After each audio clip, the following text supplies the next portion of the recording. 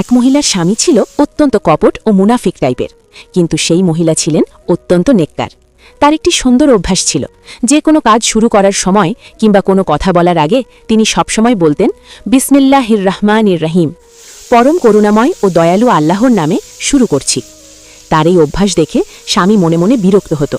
একদিন সে ভাবল, এমন কিছু করতে হবে যাতে সে সবার সামনে লজ্জিত হয় এবং তার এই বিসমিল্লা বলা বন্ধ হয়। স্বামী তাকে একটি মূল্যবান ধনরত্ন ভর্তি থলে দিয়ে বলল, এটি খুব সাবধানে আমানত হিসেবে তুলে রাখো। মহিলাটি যথারীতি বিসমিল্লা বলে থলেটি একটি নির্দিষ্ট জায়গায় যত্নে রেখে দিলেন। কিছুক্ষণ পর স্বামীটি সবার অগোচরে চুপি চুপি সেই থলেটি সরিয়ে ফেলল এবং বাড়ির পাশের একটি গভীর কূপে ফেলে দিল। এরপর সে ঘরে ফিরে এসে খুব তাড়া দিয়ে স্ত্রীকে বলল, সেই থলেটি এক্ষুনি নিয়ে এসো, আমার জরুরি প্রয়োজন। মহিলাটি থলেটি আনার জন্য সেই জায়গায় গেলেন এবং পূর্ণ বিশ্বাসের সাথে বললেন, বিসমিল্লাহির রহমানির রহিম। তিনি অবাক হয়ে দেখলেন, থলেটি সেখানেই আছে, ঠিক যেভাবে তিনি রেখেছিলেন। নিজের ষড়যন্ত্র ব্যর্থ হতে দেখে এবং বিসমিল্লাহের এমন জ্যান্ত ক্ষমতা দেখে স্বামীটি স্তব্ধ হয়ে গেল। সে নিজের ভুল বুঝতে পারল এবং আল্লাহর কাছে খাঁটি মনে তওবা করে একজন নেককার মানুষে পরিণত হল। আল্লাহর নামের ওপর যার পূর্ণ আস্থা থাকে, আল্লাহ তাকে কখনো লজ্জিত করেন না।